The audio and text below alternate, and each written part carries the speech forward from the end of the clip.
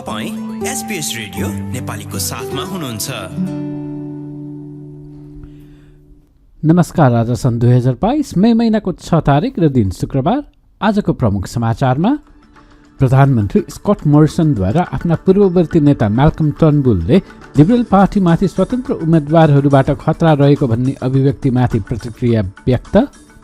अघिल्लो निर्वाचनका बखत विपक्षी लेबरद्वारा पेड पेरेन्टल लिभमा सुपर एनुएसन पनि दिइने भनेर गरिएको बाचाबाट पछि हट्दै आफूले सो नीति परित्याग गरेको घोषणा। यो वर्ष अस्ट्रेलियाको अर्थतन्त्र मजबुतीका साथ बढ्ने रिजर्भ ब्याङ्कको आशा र खेलकुदमा अस्ट्रेलियाली महिला फुटबल खेलाडी स्याम कर्रलाई फुटबल राइटर्स वर्षको उत्कृष्ट खेलाडी पुरस्कार।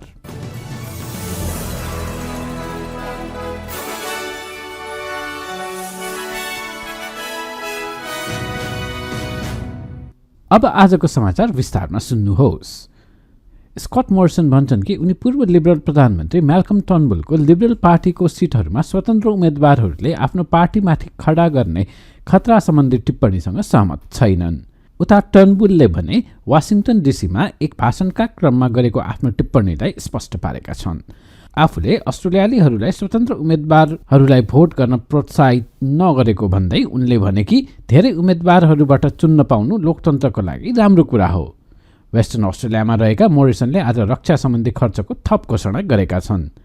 स्वतन्त्र उम्मेद्वारहरू विरुद्ध आफ्नो आक्रमण जारी राख्दै उनले भनेका छन् कि उनीहरूले जिते सरकारमा अराजकता निम्त्याउनेछन्। I don't share his view. What my view is I've just explained to you, and that is the chaos of a parliament driven by the daily musings of independents who haven't had the experience to deal with the serious security and economic challenges our country faces.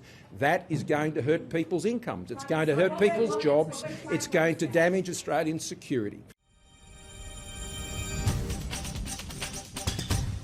संघीय labour पार्टीले सरकारी अनुदान प्राप्त नव आमाहरूले पाउने विधाको अवधिमा सेवा निवृत्ति भरण पनि थपिदिने आफ्नो नीतिलाई त्यागेको छ। विपक्षी दलले उक्त नीति गत चुनावमा लिएको थियो। गत वर्षसम्म प्रवर्धन गर्दै आएको उक्त नीतिप्रति लेबरले फेरि प्रतिबद्धता जनाउँछ कि भन्ने स्पष्ट छैन। सन् 2020 मा जारी गरिएको सेवा निवृत्ति आय समीक्षाको प्रमुख सिफारिसमा अभिभावकीय विधाको समयमा सुपर भुक्तान गर्नुपर्ने उल्लेख थियो। विशेष गरी पुरुषको तुलनामा बच्चा भएका महिलाहरूसँग धेरै कम सेवा निवृत्ति भरण बापतको रकम बचत भएको पाइँदै गर्दा यस्तो सिफारिस उक्त समीक्षाले दिएको थियो। लेबर नेता एन्थोनी अल्बनिजीले भविष्यमा पुनः सो नीति अंगीकार गर्ने कुरालाई अस्वीकार गरेका छैनन्, तर सन् 2019 मा गरिएका सबै बाचाहरू यस चुनावी अभियानमा ल्याउन नसकिने पनि उनको भनाइ छ। We're being very measured. Would this be a good thing to do? Yes, it would be. It is something that we'll examine in government, but in a range of areas. What we're doing is being responsible. गठबन्धनले पनि paid parental लिभसँग super एनुएसनको थप सुविधा दिन अनुदानका लागि आफ्नो कटिबद्धता जाहेर गर्न मानेको छैन।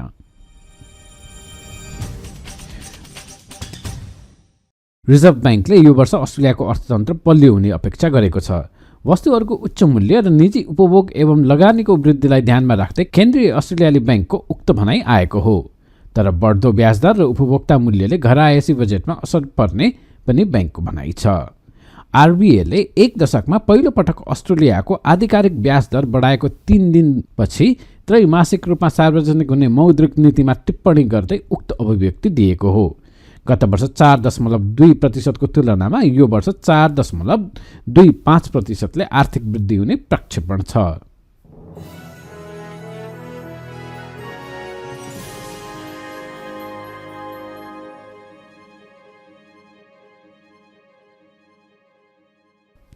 अब खेलकुद र प्रसङ्गमा फुटबल।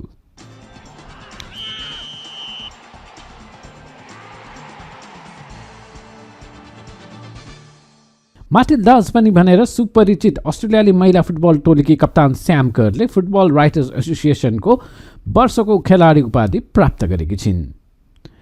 महिलाहरूको सुपर लिगमा चेल्सीबाट खेल्ने क्रममा उत्कृष्ट खेल प्रदर्शन गरेको भन्दै कर्रलाई उक्त पुरस्कार दिएको हो। सिजनभर उनले चेल्सीका लागि 18 गोल गर्न सफल रहेकी थिइन् र लिग तालिकामा उक्त टोली शीर्ष स्थानमा रहन सफल भएको थियो। पुरुषतर्फ पनि लिभरपुलका मोहम्मद सालेहले सो पुरस्कार जितेका थिए।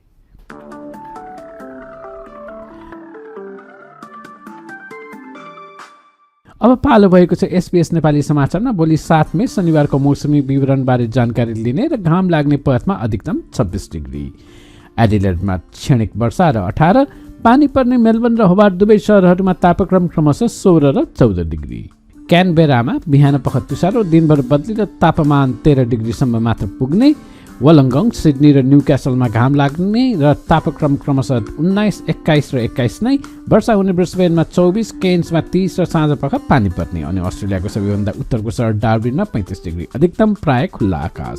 यसका साथ आजको SBS नेपाली समाचार यति नै। सुरक्षित रहनुहोस्। नमस्ते।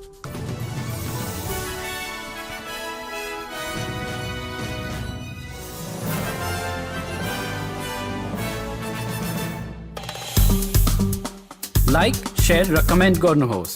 SBS नेपालीलाई फेसबुकमा साथ दिनुहोस्। तपाईँ SBS नेपालीको साथमा हुनुहुन्छ।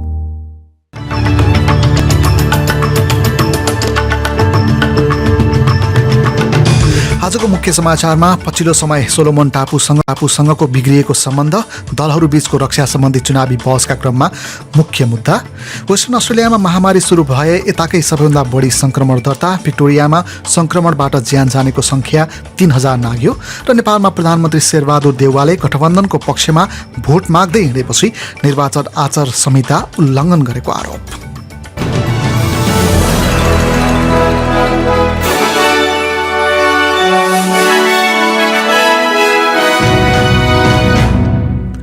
संघीय रक्षा मन्त्री पिटर डटनले इन्डो पेसिफिक क्षेत्रमा पछिल्लो समयमा देखिएको समस्या सरकारले ननिम्त्याएको प्रश्न पारेका छन्। चीनसँग सुरक्षा सम्झौता गरेपछि सोलोमन टापुसँगको सम्बन्धका विषयलाई लिएर सरकारले आलोचना बेहोर्नु परिरहेको छ। सोलोमनका प्रधानमन्त्री मनसिए सोगाफरेले सांसद सामु रातारात अस्ट्रेलियाले पर्यवेक्षण गर्न जरुरी किन्डर गार्डनका बालबालिकालाई जस्तै आफूलाई व्यवहार गरेको बताएका थिए। यसै हप्ता मात्र सोलोमनका प्रधानमन्त्रीले अस्ट्रेलियाका बारेमा दोस्रो पटक बोलेका हुन्। प्रेस क्लबमा आयोजित चुनावी डिबेटका क्रममा पिटर डटनलाई यसका बारेमा बोल्न दबाव दिइएको थियो। रक्षा मन्त्री डटनले प्रधानमन्त्री मनसिए सोगाफेरेलले अस्ट्रेलियाको आलोचना नगरेको बताए। He has not a word of criticism for our country. He's not saying that the relationship is broken. He's not saying that Australia is an unreliable partner. He's not saying that Scott Morrison hasn't engaged with him as a leader-to-leader in a leader-to-leader dialogue. यता लेबरका रक्षा प्रवक्ता Rendon ओकोनारले भने आफ्ना नेताको भनाइलाई दोहोर्याउँदै Solomon टापुसँगको सम्बन्धलाई सुधार गरिनुपर्ने बताएका थिए। The relationship with Pacific Island countries, in particular Solomons, has deteriorated in recent times. You can imagine what Scott Morrison may have said as opposition leader if this had happened under Labor's watch. The fact is it's happened under Scott Morrison's watch and he has to take some responsibility. पत्रकारहरूले चीनसँगको खतरा, अस्ट्रेलियाको पनडुब्बी कार्यक्रम, रक्षा खर्चको स्तर र Solomon टापुसँगको सम्बन्धका बारेमा प्रश्न गरेका थिए। डिबेटका क्रममा इन्डो पेसिफिक क्षेत्रको समस्या समाधान र भू राजनीतिक वातावरणलाई सम्हाल्न आफ्नो दल अब्बल रहेका दुवै नेताले दावी गरेका थिए। अपाङ्गता सम्बन्धी राष्ट्रिय बीमा परियोजना NDIS का बारेमा आफ्नो पार्टीको नीति प्रष्ट पार्न नसकेपछि लेबर नेता एन्थनी अल्बानेजीले आलोचना खेप्नु परेको छ। एक पत्रकार सम्मेलनका दौरान मुख्य बुँदाहरू सूचीकृत गर्न नसकेपछि उनको ज्ञानका विषयमा प्रश्न उठेको हो। पत्रकारहरूले पार्टीले NDIS का लागि बनाएको 6 बुँदे कार्ययोजना के हो भनेर सोध्दा उनले ती बुँदाहरू सम्झन सकेनन्। ती बुँदाहरूमा कर्मचारीको संख्या बढाउने, असुरक्षित रूपमा कामदार भर्ना कम गर्ने, कानुनी सल्लाहकार एवं वकिलहरूको खर्च कम गर्ने, दक्षता बढाउने, कटौती रोक्ने, क्षेत्रीय पहुँचलाई विस्तार गर्ने र परिवर्तनहरूमा सामूहिक निर्णय लिइने जस्ता रहेका छन्। पत्रकारहरूसँगको तातो बहसमा अल्बानिजीका सल्लाहकारले नीतिको संक्षिप्त विवरण उनलाई दिएका थिए। What we will do is put people at the centre of the NDIS. What are the, no, Mr. Albanese, what are the other 5 points, Mr. Albanese? We will put people, it is all around the theme of putting people, we will put people at the centre of the NDIS. Mark. We will put people at the centre of the NDIS. All of our programs are based upon that.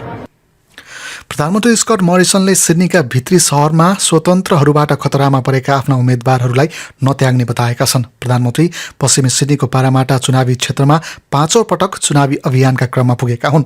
लेबरका सांसद Justin एलियटको हातमा रहेको उक्त सिटलाई लिबरलले आफ्नो पक्षमा पार्ने कोसिस जारी राखेको छ। प्रधानमन्त्री वेन्टवर्थ र नर्थ सिडनी जस्ता स्वतन्त्र उम्मेदवारका कारण खतरामा परेका क्षेत्रमा भने अझै पुगिसकेका छैनन्। केही व्यक्तिले उनको छवि ती क्षेत्रहरूमा खराब रहेको प्रतिक्रिया दिएका थिए। प्रधानमन्त्रीले भने चुनाव सरकार बनाउन दुई दल बीचको प्रतिस्पर्धा भएको भन्दै आफू त्यसैमा मात्र केन्द्रित भएको बताए। At this campaign, there's a choice.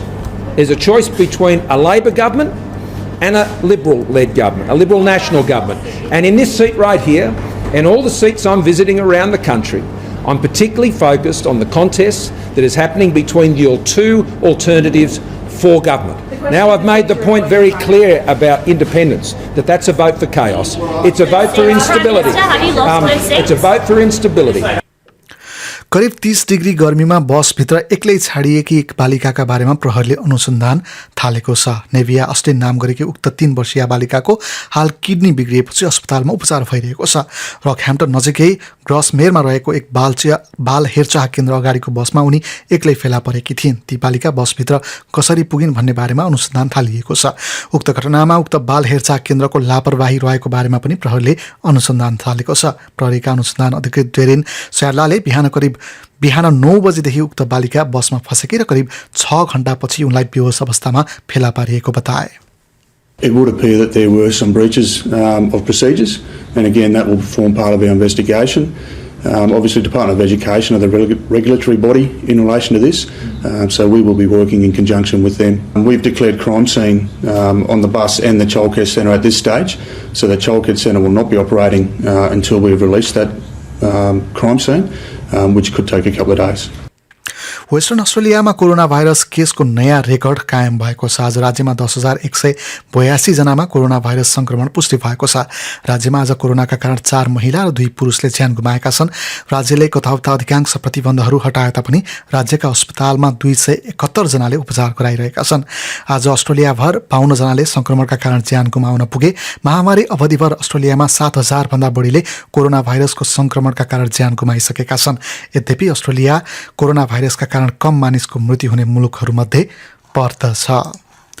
Land care अस्ट्रेलियाले पहिलो राष्ट्रका मानिसहरूका विषयमा विद्यालयहरूमा नयाँ सिकाइ स्रोतको सुरुवात गर्ने भएको छ। जुनियर ल्यान्ड केयर सिकाइ गतिविधिका लागि फर्स्ट नेसनका शिक्षक एवं बिराजजुरीका एडमसिपको सहकार्यमा विकास भएको उक्त पाठ्यक्रममा 10वटा गतिविधिहरू समावेश हुनेछन्। अस्ट्रेलियाभरका शिक्षकहरूले फर्स्ट नेसनको मौसम, आदिवासी बोट बिरुवा, बगैँचा सिर्जना गर्न र पहिलो पुस्ताका नक्साको प्रयोग गर्न सिकाइने बताइएको छ। जुनियर ल्यान्ड केयर प्रबन्धक जो स्टेन्टिफोर्डले कक्षामा फर्स्ट नेसनका बारेमा पढाइनुले बालबालिकालाई वातावरणका बारेमा संरक्षण कसरी गर्ने भन्ने बारेमा पनि ज्ञान दिने बताए। I think it's important for all Australians to learn about the traditional custodians of our country, and we need to start embedding their knowledge and the culture of our First Nations people into the work that we do, thinking about the practices that they used to do and getting our children to learn and value, the rich culture and their deep love for the environment.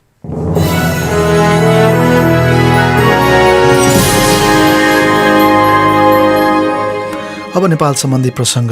आफ्नै पार्टीभित्र गठबन्धनको विषयमा असन्तुष्टि सार्वजनिक भइरहेका बेला प्रधानमन्त्री एवं नेपाली कांग्रेसका सभापति शेरबहादुर देउवाले गठबन्धन राष्ट्रिय आवश्यकता रहेको भन्दै भोट माग्नलाई आफ्नो समय खर्चिएका छन्। विराटनगरमा नेपाली कांग्रेसले आयोजना गरेको चुनावी सभालाई प्रधानमन्त्रीले भोट माग्नमा प्रयोग गरेपछि आलोचना पनि भएको छ। गठबन्धनमा शङ्का उपशङ्का गर्ने काम गर्न नहुने भन्दै सहयात्री दललाई आश्वस्त पार्न प्रधानमन्त्रीले आफ्नो समय खर्चिएका थिए। गठबन्धन बनेको छ, राष्ट्रिय आवश्यकता अनुसार बनेको हो। यसकारण चाहिँ नेपाली कांग्रेसको नेतृत्वको गठबन्धन सरकार भएको छ। योको कमिटमेन्ट, यसको प्रतिबद्धता भनेको प्रजातन्त्रलाई राजकोषमा लैजाने, यस प्रजातन्त्रलाई सुदृढीकरण गर्ने यसको चाहिँ उद्देश्य हो। त्यसकारण चाहिँ गठबन्धन अहिलेको लागि राष्ट्रिय आवश्यकता हो। कतिपयले प्रधानमन्त्रीको उक्त कदमले निर्वाचन आचार संहिताको दफा 5 उल्लङ्घन गरेको आरोप लगाएका छन्। संघीय वा प्रदेश सरकारका कार्यपालिका पदाधिकारीहरू एवं मन्त्रीहरूले उम्मेदवारको पक्षमा खुलेर भोट माग्न आचार संहिताले नदिने प्रदेश निर्वाचन कार्यालय विराटनगरका प्रमुख लेवन कश्यप अधिकारीले बीबीसी नेपालीसँग बताएका थिए। उम्मेदवार आफैले पता गर्न पायो। उम्मेदवार बाहेकको अरूले चाहिँ नेपाल सरकार वा प्रदेश सरकारका मन्त्री, स्थानीय कार्यपालिका तथा स्थानीय कार्यपालिकाका पदाधिकारीले चाहिँ उम्मेदवारको पक्ष वा विपक्षमा प्रचार प्रसारमा संलग्न चाहिँ हुन नहुने भन्ने कुरा। अब केही अन्तर्राष्ट्रिय समाचार। युक्रेनी सहर मारिउपोलमा रहेको एक स्टिल फ्याक्ट्रीबाट करिब 300 मानिसलाई बाहिर निकालिएको युक्रेनी राष्ट्रपति भ्लादिमिर जेलेन्स्कीले बताएका छन्। उक्त स्टिल फ्याक्ट्रीमा रुसी सेनाले आक्रमण गरिरहेको बताइएको थियो। विभिन्न सहरमा फँसेका नागरिकको उद्धारका लागि 3 दिने युद्ध विराम गर्ने सहमति भएको पनि राष्ट्रपति जेलेन्स्कीले बताएका छन्। उनले त्यहाँ रहेका घाइते एवं फँसेका मानिसहरूलाई सहयोग गर्न पनि संयुक्त राष्ट्रसङ्घ समक्ष अनुरोध गरेका छन्। The second phase of our evacuation operation in Mariupol ended today. 344 people were successfully evacuated from the city and the outskirts. That's how many people left today for Zaporizhzhia. Our team is preparing to meet them in the same way as over 150 people who were successfully transported from Azovstal. All of them will get the necessary assistance. All of them will be treated in the most supportive manner by our state.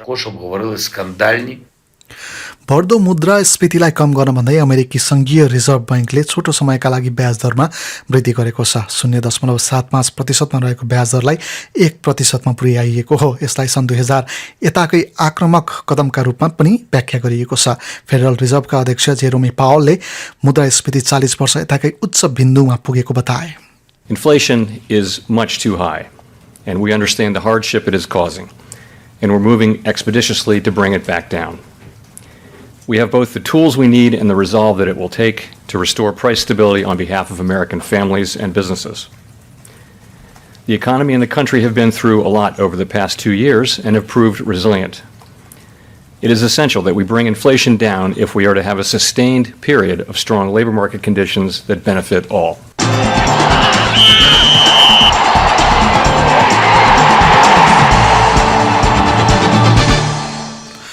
खेलकुद सम्बन्धी समाचारमा अर्जेन्टिनी football खेलाडी Diego म्याराडोनाले लगाउने गरेको Jersey 1 crore 25 lakh Australian डलरमा बिकेको छ। सन् 1986 मा मेक्सिकोमा भएको इङ्ल्यान्ड विरुद्धको खेलमा म्याराडोनाले 10 नम्बरको जर्सी लगाएका थिए। उक्त म्याचका दौरान उनले फुटबल इतिहासमै चर्चित 2 गोल गर्न सक्षम बनेका थिए। हाफ टाइम हुनु 6 मिनेट अघि गरिएको गोल जसमा मुट्ठीले बललाई हिर्काएर गोल पोस्टमा पुर्याएका थिए। मुट्ठीको सहायताले गरेको उक्त गोललाई हाल ह्यान्ड अफ गड भनेर पनि चिनिने गरिन्छ। त्यसको 6 मिनेट पछिको अर्को गोललाई पनि फुटबल प्रेमीले ऐतिहासिक गोल भएको सम्झन्छन्। म्याराडोनाको सन् 2020 मा 60 वर्षको उमेरमा निधन भएको थियो।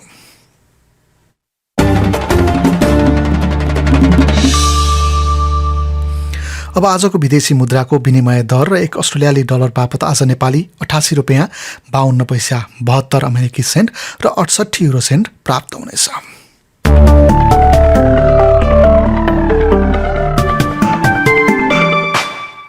अब भोलि शुक्रबारको मौसम सम्बन्धी विवरण। भोलि पर्थमा अधिकांश समय घाम लाग्ने र 24 डिग्री अधिकतम तापक्रम। एडिलेडमा केही बेर वर्षाको सम्भावना सहित 17 डिग्री। मेलबोर्नमा वर्षामा वृद्धि हुँदै जाने सम्भावना सहित 14 डिग्री अधिकतम तापक्रम। होबर्टमा वर्षा र 15 डिग्री अधिकतम तापक्रम। क्यानबेरामा आंशिक बादलको अवस्था र 12 डिग्री अधिकतम तापक्रम। वलङ्गनमा घाम लाग्ने र 19 डिग्री। सिडनीमा पनि घाम लाग्ने र 21 डिग्री र न्युक्यासलमा पनि घाम लाग्ने र 21 डिग्री। ब्रिस्बेनमा वर्षाको सम्भावना सहित 26 डिग्री। क्रेन्समा आंशिक बादलको अवस्था रहनेछ भने 30 डिग्री र डार्बिनमा भने अधिकांश समय घाम लाग्ने र अधिकतम तापक्रम रहनेछ 35 डिग्री। हस् त यसका साथै आजको SBS समाचार यति नै।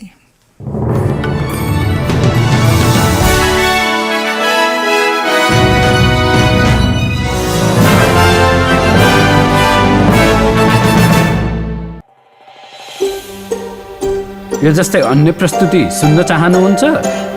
एप्पल पोडकास्ट, गुगल पोडकास्ट, स्पोटिफाईमा हामीलाई खोज्नुहोस् वा तपाईले पोडकास्ट सुन्ने अन्य सेवामा।